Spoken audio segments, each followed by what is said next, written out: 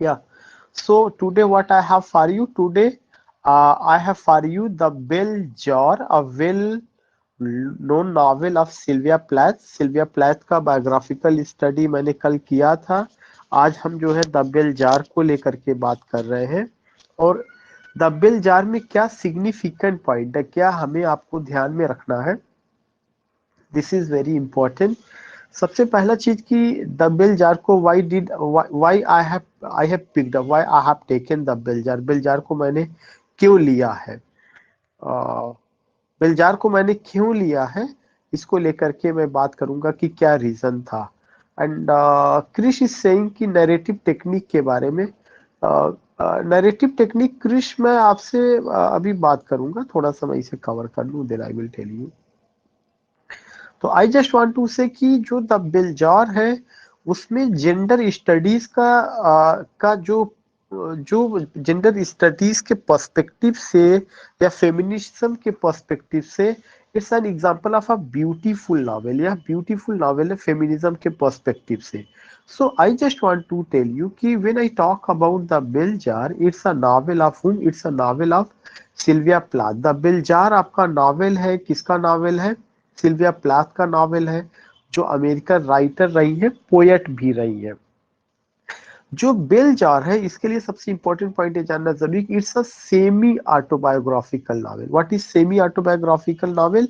It means that कि the story of the novel, जो आपका स्टोरी ऑफ द नॉवेल है या story of the novel is related और associated with the life of the writer herself, जो writer रही है उसके जीवन से या जुड़ा हुआ है।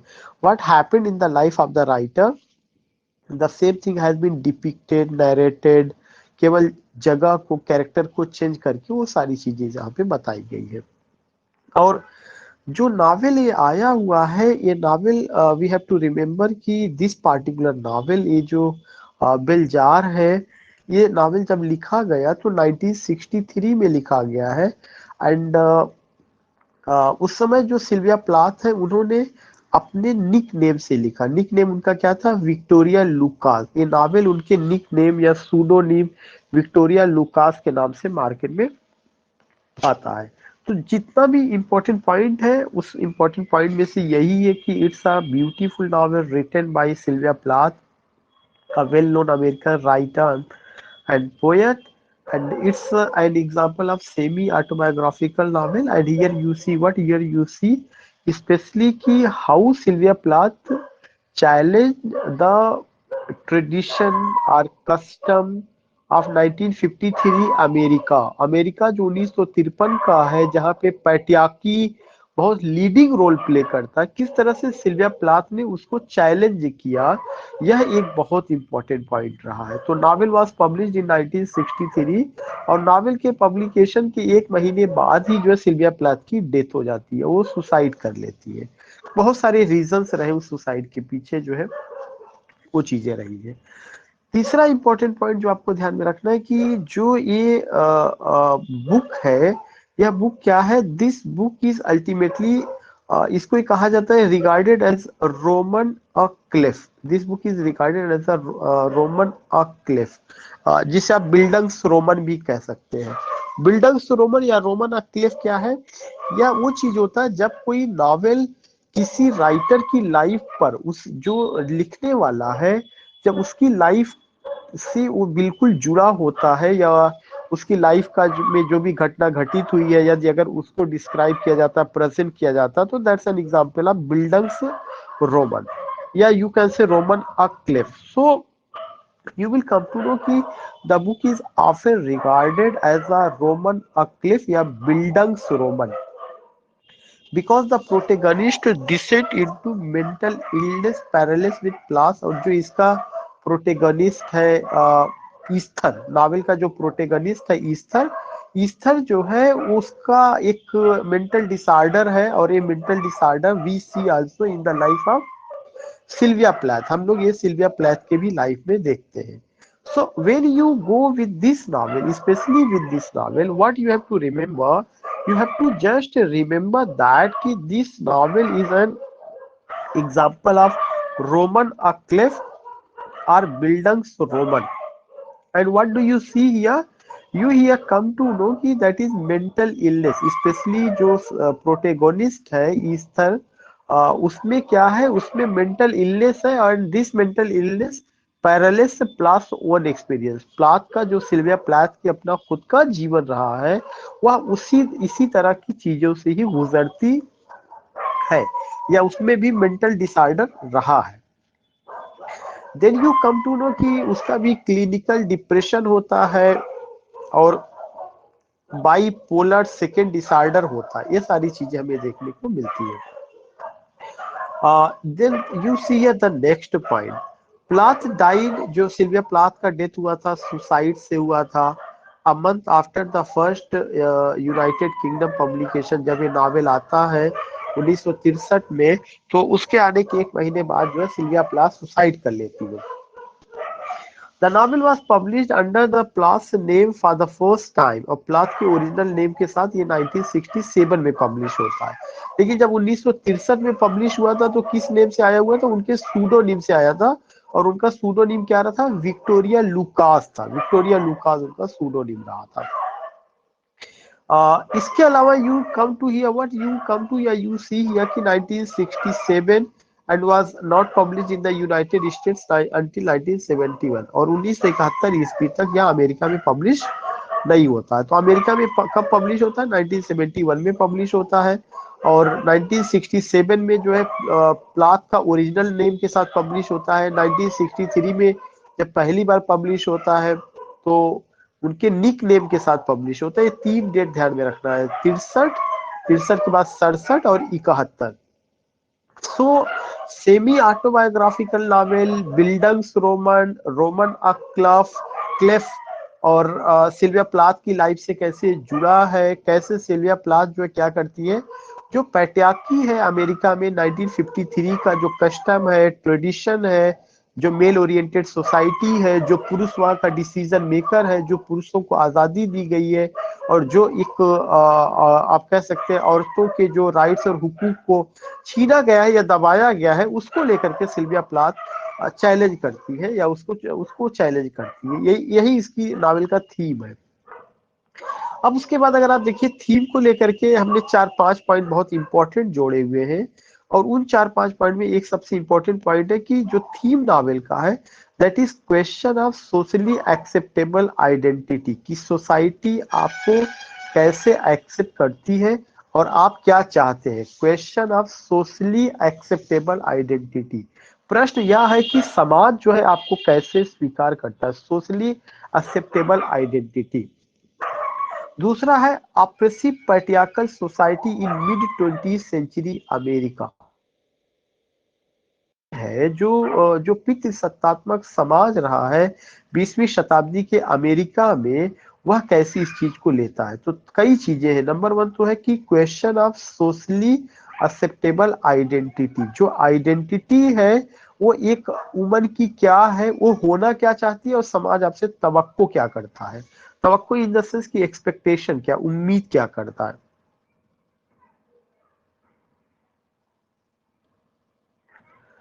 Jagriti is writing after the class, please discuss the narrative technique in a short way.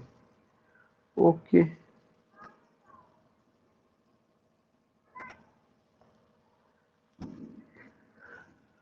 So I was telling you what I was telling you कि जो नावल का थीम है, नावल के थीम में क्या है, नावल के थीम में कि question of socially acceptable identity, जो एक्सेप्टेबल आइडेंटिटी है that is highly significant, that is very important.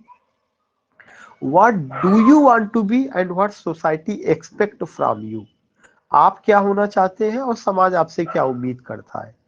दूसरा चीज जो नावल का थीम है कि oppressive patriarchal society in mid 20th century America, जो 20वीं शताब्दी का अमेरिका है। 20वीं शताब्दी का अमेरिका का मतलब 1953 ईस्वी, 1953 ईस्वी के अमेरिका में पैट्रियार्कल सोसाइटी कैसे रहा, जो पितृसत्तात्मक समाज था उसमें क्या चीजें थी, कैसे दबाया गया, कैसे जो है राइट्स को छीना गया, कैसे पुरुष डिसीजन मेकर रहा है, यह एक थीम रही है। एक और थीम रही मेंटल हेल्थ, मानसिक तनाव को भी लेकर के इसमें बात की गई है। उसके बाद नेक्स्ट जो पॉइंट है that is quest to forge her own identity, एक क्वेस्ट था, एक खोज थी कि हमारी अपनी खुद की आइडेंटिटी क्या है। जो ईस्थर है वो अपनी आइडेंटिटी को लेकर बड़ा कॉन्शियस है, उसका अपना क्या रोल सोसाइटी में करते हैं, उसका लवर उससे क्या उम्मीद करता है, लेकिन वह क्या उम्मीद करती, वह क्या बनना चाहती है। That is the point, to be herself rather than what other expect to be. उसके लिए यह इंपॉर्टेंट नहीं है कि दूसरे क्या उसके उससे उम्मीद करते हैं, बल्कि उसके लिए इंपॉर्टेंट क्या, इंपॉर्टेंट यह है कि हर ओन आइडेंटिटी। नेक्स्ट है ऑप्शंस टू अचीव इंडिपेंडेंस। क्या क्या एक वुमन के पास ऑप्शन है इंडिपेंडेंट होने के लिए, उसके पास क्या अपना ऑप्शन है, कैसे क्या उसका अपना ख्वाहिश है कि वो कैसे इंडिपेंडेंट हो सकती है। इस चीज को भी लेकर के यहाँ पे आप चीजें देखेंगे। तो मैंने आपको नॉवेल के बारे में बताया कि सेमी ऑटोबायोग्राफिकल नॉवेल है, मैंने आपको बताया 1963 में पब्लिश होता है। मैंने आपको ये भी बताया कि नॉवेल का जो थीम है वो क्या है। फिर ये बिल्डंग्स रोमन क्यों कहा गया, क्वेश्चन पूछा जाता है कि why the novel is roman clef or bildungsroman. It's roman clef or bildungsroman because the story of the whole novel is associated with the life of the writer Sylvia Plath, उसको आधार मान करके लिखा गया है। अब अगर हमें इसकी स्टोरी को समझना, तो स्टोरी कोई बड़ी बहुत ज्यादा कॉम्प्लेक्स नहीं है। अगर आप कैरेक्टर को समझ जाएंगे तो ऑलरेडी स्टोरी आपके समझ में आ जाएगी। सबसे पहला और इम्पोर्टेंट कैरेक्टर ईस्थर ग्रीनवुड है। ईस्थर ग्रीनवुड जो है ये आपका प्रोटेगोनिस्ट है, और ये आप कह सकते हैं कि एक अच्छी स्कॉलर है, और इंग्लिश ऑनर्स में उसका स्टडी चल रही है, इंग्लिश ऑनर्स से। And she wants to be poet, उसका अपना ड्रीम यही है कि वह पोएट बनना चाहती है या राइटर बनना चाहती है, बड़ी राइटर बनना चाहती है। और वो जो है क्या है कि इंग्लिश की स्टूडेंट है, कहाँ पे, बोस्टन में, बोस्टन में वो इंग्लिश की स्टूडेंट है। और जब एक साल गुजर जाता है तो वो डे मैगजीन के लिए काम करती है, वहां पे एक मैगजीन है, उसके इंटर्न, वहां पे एक तरह से इंटर्न के रूप में वो काम करती है। तो ईस्थर ग्रीनवुड को सबसे पहले आप ये समझने की कोशिश करिए कि Esther greenwood is a 19 years girl, 19 years old girl. और यह जो 19 ईयर्स ओल्ड गर्ल है, यह उस समय के अमेरिका का जो परंपरा है 1953 का, स्पेशली पैट्रियार्की, पुरुष डिसीजन मेकर होगा, पुरुष ही सब कुछ होगा, वो जो कस्टम्स है, वो जो ट्रेडिशन है, उस कस्टम और ट्रेडिशन को वो चैलेंज करती है। कैसे चैलेंज करती है, you will come to know कि हाँ, सबसे पहला वो पढ़ने में ठीक है, सब कुछ है, लेकिन उसके दिमाग में एक चीज चल रहा है कि I I have but I have my own identity. I must have to take my own identity. What identity I have? She wants to be a writer, a poet. और उसके रास्ते में ऐसी कोई भी रुकावट अगर आती है तो वह जो है उसको खत्म करना चाहती है। जैसे एक रुकावट ये आती है, उसके सारे लोग, घर के लोग कहते हैं कि you have to marry, you have to marry with someone. Even उसका बॉयफ्रेंड भी कहता है कि मैरिज तुम कर लो, अपनी लाइफ सेटल करो। But she said that first I want to be something, मैं कुछ होना चाहती हूँ। I want to be something, what the dream I have. First I want to achieve my dream. After getting my dream, after achieving my dream, then I will marry. तो marriage जो है उसके लिए क्या है, सेकेंडरी है, उसका dream वो जो है प्राइमरी। एक पहला पॉइंट है ध्यान में रखना। ये 1953 के अमेरिका में एक नया बहस का मुद्दा बन जाता है कि आइडेंटिटी उसके लिए पहला है, और बाकी जो कस्टम है, ट्रेडिशन है, या जो ये सब चीजें है कि अभी 19 साल की बच्ची हो गई, 20 साल की बच्ची हो गई, इसकी शादी करा दो, इसने ग्रेजुएशन कर लिया, बीएड कर लिया, या इस तरह की चीजें, तो ये कहती है कि ये मेरे लिए मायने नहीं रखती है। अपने ड्रीम पर फोकस करी, उस ड्रीम को प्राप्त करने के लिए उसका कई लोगों से लड़ाई झगड़ा ना इत्तेफाकी भी होती है। तो इस तरह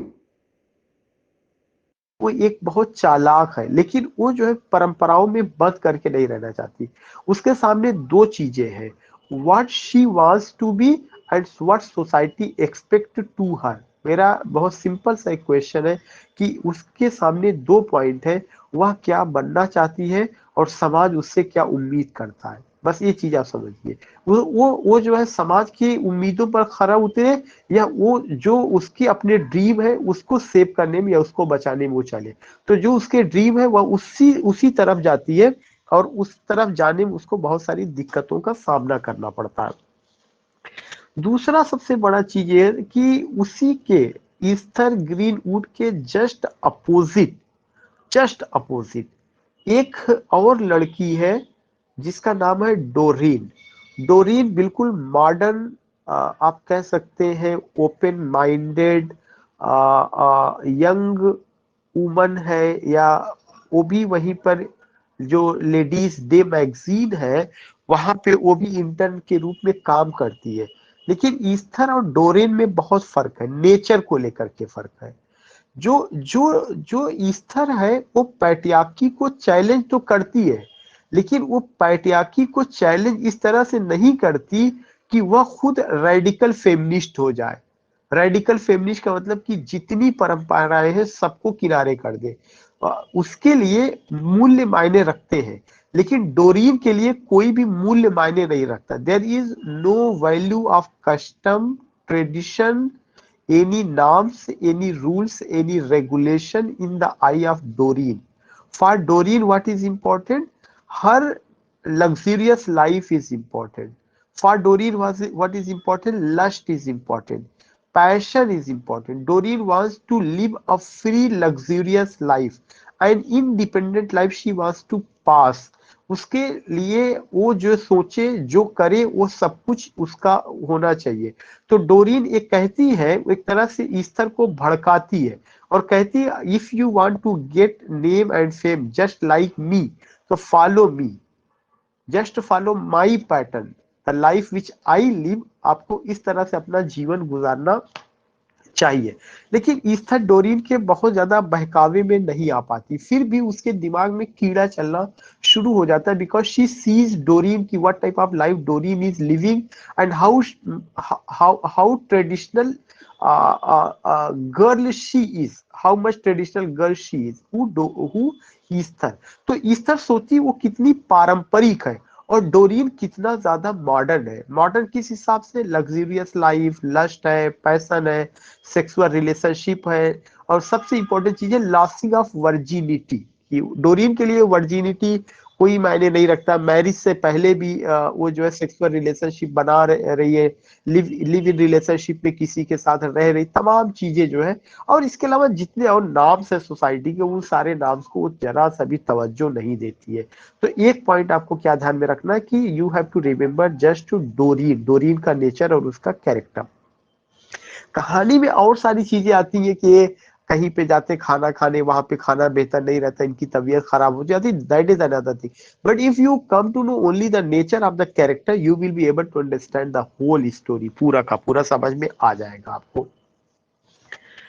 अब उसके बाद जो है, अगर मैं यहाँ पर ईस्थर ग्रीनवुड और इनको मैं बताऊं, तो मैं आपको एक और मैं बताना चाहता हूँ, वो सबसे इंपॉर्टेंट कैरेक्टर मेरी नजर में बडी विलार्ड। बडी विलार्ड, बडी विलार्ड जो है ये ईस्थर का बॉयफ्रेंड है। ईस्थर का बॉयफ्रेंड है, और ये जो है मेडिकल कॉलेज में एक स्टूडेंट भी है। मेडिकल कॉलेज में ये भी अच्छा है, पढ़ने में ठीक है, हैंडसम है, लेकिन इसके अंदर भी बीइंग अ पुरुष पुरुष होने के नाते एक पैट्रियार्की का कॉन्सेप्ट तो है ही है इसके पास। और उस पैट्रियार्की के कॉन्सेप्ट के अनुसार वो बार बार ईस्थर से ये कहता कहता है कि यू हैव टू मैरी, तुम्हें मैरिज कर लेना चाहिए, मैरी मतलब मैरिज कर ले, अपना घर बसा लेना चाहिए। लेकिन Esther is not ready. Esther कहती no, first I will complete my dream. तो इसका मतलब ये हुआ कि ईस्थर की जिंदगी में बडी विलर्ड आया, और ईस्थर भी अपनी वर्जिनिटी को एक तरह से खत्म करना चाहती है बिफोर मैरिज, और उसके लिए वह बडी के साथ डेटिंग भी करती है। लेकिन वो ऑनेस्ट है, वो जो उसके ईस्थर के जो दिल में है वो उसकी जुबा पर है। उसका जो है डुअल कोई चेहरा नहीं है। जहां तक बडी विलर्ड की बात है, बडी विलर्ड का जो चेहरा है वो ड्यूल कैरेक्टर है। ड्यूल कैरेक्टर कैसे है? बडी विलर्ड ईस्थर से कहता है कि you don't have to loss your virginity, you have to marry first जो है। लेकिन दूसरी तरफ वो क्या करता है कि ईस्थर के साथ तो इंगेज है भी, ईस्थर के अलावा वो जो है और किससे डेटिंग कर चुका है? जोन के साथ डेटिंग कर चुका है। वो किसके साथ डेटिंग कर चुका है? जॉन के साथ। बाद में ईस्थर को ये बात पता चलती है, जॉन से पता चलती है कि ऑलरेडी जो बडी विलर्ड है वो ड्यूल कैरेक्टर था, वो मेरे साथ डेटिंग कर चुका है, मेरी भी वर्जिनिटी पर क्वेश्चन कर चुका है, and now he is dating with you. तो और ये साथ ही साथ आपको मजबूर कर रहा मैरिज करने के लिए। तो एक यहाँ पे दिखाया गया कि जो उस समय का पुरुष समाज है वो कितना भी डेटिंग करे लेकिन उसके कैरेक्टर पे कोई क्वेश्चन नहीं उठेगा। बट अगर इफ एनी वुमन या if any girl is going on date या डेटिंग विद समवन, तो the question will come, society will ask the question. तो एक जो सबसे बड़ा प्रॉब्लम आता है वो क्या क्वेश्चन जो उठाया जाता है? Society, what society will say, what society think about me and you, you and me के बारे में क्या सोचती है समाज का। तो क्वेश्चन जो होता है दिमाग में सबसे ज्यादा कहाँ से उठता है? सोसाइटी की तरफ। तो you here come to know, what you here come to know, अभी तक 3 कैरेक्टर को लेकर के बात हुई। ईस्थर ग्रीनवुड जो थोड़ा सा ट्रेडिशनल भी है, टिपिकल भी है, परंपराओं को तोड़ना चाहती है, अपनी वर्जिनिटी को लॉस करना चाहती है, लेकिन कुछ मूल्यों तक वह सीमित रहती है, बहुत ज्यादा उसकी तरह नहीं है जैसा डोरीन है। जोन भी है, लेकिन जोन भी आप कह सकते हैं कि ईस्थर ग्रीनवुड की तरह है। लेकिन जो एक अलग कैरेक्टर है वो बिल्कुल डोरीन है। टिपिकल तो मैं नहीं कहूंगा, लेकिन वो रिबेल यंग वुमन है जो सारे नियमों को तार तार करते हुए, कोई परंपरा नहीं, कोई मूल्यों की वैल्यू नहीं, कोई ट्रेडिशन नहीं, कोई कस्टम नहीं, सब कुछ अपना वर्जिनिटी लॉस भी करती है, सेक्सुअल रिलेशनशिप भी कई लोगों से बनाती है, उसका अपना ड्रीम तमाम सारा चीजें रहा है। अब उसके बाद होता क्या है कि वक्त जैसे जैसे गुजरता जाता है। हाँ, एक और कैरेक्टर का मैं नाम यहाँ लिखना चाहूंगा, बेट्सी। एकदम टिपिकल इंडियन, टिपिकल वुमन है जो कि परंपराओं में बंधी हुई है, किसी भी तरह का विरोध या विद्रोह नहीं करना चाहती। एक जिससे जैसा वर्ड यूज किया जाता है कि सती सावित्री जैसा, ये एक वहाँ एक और कैरेक्टर है जो कि इस तरह से आप चीजें देख सकते हैं। तो ईस्थर ग्रीनवुड कहती है कि मैं काफी हद तक सिमिलर हूँ बेट्सी की तरह, और मैं बिल्कुल अपोजिट हूँ किसकी? डोरीन की तरह। तो अगर कभी भी ईस्थर ग्रीनवुड आएगा क्वेश्चन कि Esther Greenwood compares her nature with hmm, तो Esther Greenwood compares her nature with Betsy. जबकि बेट्सी जो है आप कह सकते हैं बहुत ज्यादा ट्रेडिशनल, टिपिकल 1953 की जो पारंपरिक औरतें होती हैं, जो नियमों के अगेंस्ट में नहीं जाना चाहती हैं, जो पति परमेश्वर, घर को सजाना संवारना अपना, या अपनी आइडेंटिटी को ना लेकर के घर को सजाने संवारने की बात, उस पर बात होती, ये सारी चीजें रहती है। तो एक 4 कैरेक्टर हम लोगों ने समझ लिया। अब होता क्या है कि ईस्थर ग्रीनवुड की जो लाइफ है, उस लाइफ का एक मकसद है कि she wants to loss her virginity, और वर्जिनिटी को लॉस करने के चक्कर में वो कई यंग मेन से मिलती है, लेकिन उसकी अंडरस्टैंडिंग किसी से बन नहीं पाती है। तो who comes in her life? बटी विलर। वो मैंने आपको बताया मेडिकल कॉलेज का स्टूडेंट है, लेकिन उसका कैरेक्टर ड्यूल है, वह उसको धोखा देता है। इसकी वजह से जो है बहुत ज्यादा ईस्थर परेशान हो जाती है, बहुत ज्यादा परेशान हो जाती है, और वह डिप्रेशन में चली जाती है, तमाम तरह की जो है डिसऑर्डर और तमाम चीजें होती है। उसका इलाज चलने लगता है, फिर जो है काफी उसका इलाज चलता है, और वह इलाज जो है जिस डॉक्टर की देखरेख में होता है, उस डॉक्टर का नाम है डॉक्टर नोलान। उसका इलाज, ईस्थर का जो इलाज करता कौन है? Doctor doctor Nolan. Doctor Nolan जो है एक साइकेट्रिस्ट है, वो उसको जो है तमाम तरह का इलेक्ट्रिक शॉक वगैरह देते हैं, और डे बाय डे वो जो है ठीक होने लगती, काफी हद तक ठीक होने लगती ईस्थर और ग्रीनवुड। लेकिन बीच बीच में जब उसको छुट्टी मिलती है तो वह कॉलेज भी अपना ज्वाइन करती है, ये सब चीजें। इसी बीच में उसकी मुलाकात एक मैथमेटिक्स के प्रोफेसर से होती है, जिसके साथ वह सेक्सुअल रिलेशन बनाती है, अपनी वर्जिनिटी को लॉस करती है। All these things we come to know, ये चीजें रहा है। लेकिन यहाँ पे जो उसकी मदर है मिसेस ग्रीनवुड, वो बहुत ज्यादा जो है ईस्थर ग्रीनवुड के लाइफ से बहुत ज्यादा प्रभावित नहीं है। उसको कहती है कि तुम्हें जो है मैरिज करके अपना घर बसा लेना चाहिए। तो माँ का विचार अलग है, बेटी का विचार अलग है। माँ जो पारंपरिक अमेरिका की जो औरतें थी उसका प्रतिनिधित्व करती है, बेटी नए जमाने की अमेरिका की नए जमाने की अमेरिका की आवाज है, और जो पुरुषत्व समाज को चैलेंज करती है। तो ये मिसेस ग्रीनवुड जो उनकी माँ है उसमें वो देखा जा सकता है। डॉक्टर में भी यहाँ पे आप देखेंगे दो डॉक्टर, डॉक्टर नोलान बहुत ही अच्छे डॉक्टर हैं, बहुत अच्छे ढंग से उसका इलाज करते हैं। लेकिन दूसरी तरफ डॉक्टर गार्डन है जो पहली डॉक्टर रहते जिसका इस तरह से इनकाउंटर होता है, लेकिन डॉक्टर गॉर्डन बहुत उस तरह से उसको तवज्जो नहीं देते हैं। So what I want to say कि पूरा जो नॉवेल है उस नॉवेल में मैंने पहले ही बताया था, थीम को लेकर के मैं यहाँ फिर बताना चाहूंगा, इससे आपका बहुत क्लियर हो जाएगा कि question of socially acceptable identity. Question ये है कि समाज आपको कैसे, आपकी पहचान को कैसे स्वीकार कर रहा है। ईस्थर ग्रीनवुड क्या बनना चाहती है? ईस्थर ग्रीनवुड राइटर बनना चाहती है, उनकी आइडेंटिटी, उनका ड्रीम है। समाज उनसे क्या तवक्को करता है कि अब आप 19 साल की हो गई हैं, आप जो है शादी कर लीजिए और एक अच्छी बहू, एक अच्छी पत्नी का किरदार आप निभाना शुरू कर दीजिए। समाज में ये कौन कौन लोग ये सपना बुने हुए हैं? उनका बॉयफ्रेंड वो भी बुना हुआ है, उनकी माँ भी बुनी हुई है, उनके फादर भी बुने हुए हैं, जो और भी लोग हैं वो सारे के सारे लोग इस तरह से यही उम्मीद करते हैं कि you have to be the wife of someone, you have to be the bahu of someone, and you have to just play the role of housewife और हाउस मेकर का रोल आप अदा करिए। तो मेरा पहला ही क्वेश्चन था कि what society expect and what do you want to be. आपसे समाज क्या उम्मीद करता और आप क्या बनना चाहते हैं, एक पॉइंट है। दूसरा पॉइंट है कि जब आप कुछ बनना चाहते हैं और जो समाज आपसे उम्मीद करता है, अगर आप समाज के अनुसार नहीं चलते, आप अपनी दूसरी दिशा तय करते हैं, तो समाज ने जो दिशा तय की है उस दोनों के बीच में कंट्रास्ट होगा, लड़ाई झगड़ा होगा। उस लड़ाई झगड़े में क्या आप जो है जीतते हैं या हारते हैं?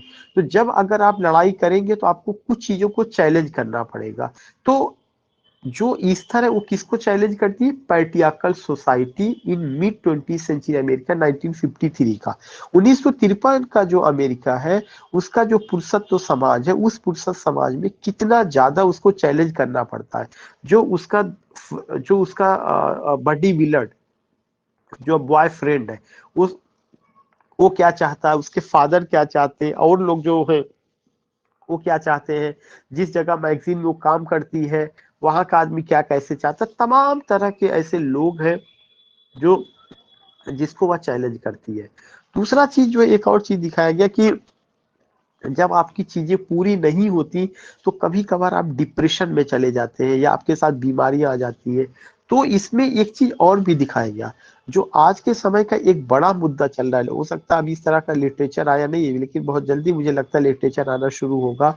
वो क्या हो है कि मेडिकल का जो फील्ड है, डॉक्टरों में भी ह्यूमनिज्म होना चाहिए। उनको इस तरह से ट्रेन किया जाए कि उनके अंदर ह्यूमनिज्म, ह्यूमैनिटी, और जो जिस तरह का लिटरेचर की हम लोग बात कर रहे हैं उस तरह के लिटरेचर में पेशेंट को कैसे डॉक्टर ट्रीट करता है, इस पर भी फिक्शन नॉवेल्स लिखा जाना चाहिए। कुछ मूवीज भी बनी हुई है जिसमें जो है मुझे याद आ रहा है, अगर आप लोगों को याद होगा, उनका क्या नाम था, जो अमिताभ बच्चन के, आनंद, एक मूवी आनंद थी जिसमें राजेश खन्ना अमिताभ बच्चन, वहां पे उस मूवी में अगर आप देखे होंगे कि किस तरह से जो है पूरा का पूरा डिजीज को लेकर के, जो है राजेश खन्ना की डेथ को लेकर के अमिताभ बच्चन डॉक्टर है, तो ह्यूमनिज्म वहां पे दिखाया गया। इस तरह के फिक्शन बने हुए हैं और तमाम चीजें होती है। तो I just want to say what I just want to tell you कि when you go, mental health को लेकर के भी बात की गई है, या इस तरह की चीजें होती है जहाँ पे रहा है। उसके बाद मैंने बताया था कि question to forge her own identity, Esther अपनी आइडेंटिटी बनाना चाहती है लेकिन वह डोरीन के रास्ते पे जाके नहीं बनाना चाहती। डोरीन तो बिल्कुल रेडिकल फेमिनिस्ट है। अगर मैं कहूँ radical feminist in the sense की she doesn't care custom, she doesn't care tradition, she doesn't care any norms. In her eye there is no value of patriarchy या फादर का role, brother का role, husband का role, no. वो एकदम independent है। तो वो डोरीन भी नहीं बनना चाहती है और बिल्कुल बेटसी की तरह भी नहीं होना चाहती और अपनी माँ की भी तरह नहीं रहना चाहती है, बल्कि वो बीच का रास्ता अपनाती है। मेरी आइडेंटिटी है, समाज तवक्को जरूर मुझसे करता है, लेकिन मेरी भी अपनी आइडेंटिटी है, ड्रीम्स उस चीज को लेके। और डिजीज को लेकर के जब बात की गई तो उस डिजीज को लेकर के डॉक्टर का क्या रोल रहा है डोरीन उसके ईस्थर के इलाज में, इसको भी वहां पे दिखाया गया है। दूसरा चीज कि हम हमारे पास या औरतों के पास क्या ऑप्शंस होता है अपनी इंडिपेंडेंस की प्राप्ति के लिए, अपनी स्वतंत्रता के लिए। तो नावल में मेंटल डिसऑर्डर, नावल में बाइपोलर डिसऑर्डर, नावल में डॉक्टर का जो बिहेवियर है, नेचर है टुवर्ड्स पेशेंट, उसको लेकर के, और जो उस समय का ट्रेडिशन है, कस्टम है, कल्चर है, और जो एक तरह से वुमन का रोल है, प्लेस है, उसको लेकर के बात की गई है। सो आई थिंक कि अगर ये 4-5 कैरेक्टर आप ध्यान में रखेंगे तो you will be able to understand the beauty of the novel and the whole story. So I have done here. और मुझे नहीं लगता कि आपको कोई इसमें कोई किसी तरह का प्रॉब्लम है या किसी तरह की कोई दिक्कत है। Just I want, you were से मुझे ये नैरेटिव टेक्निक लेकर के, तो मुझे आप फिर से जो सब बात करता हूँ नैरेटिव टेक्निक पर।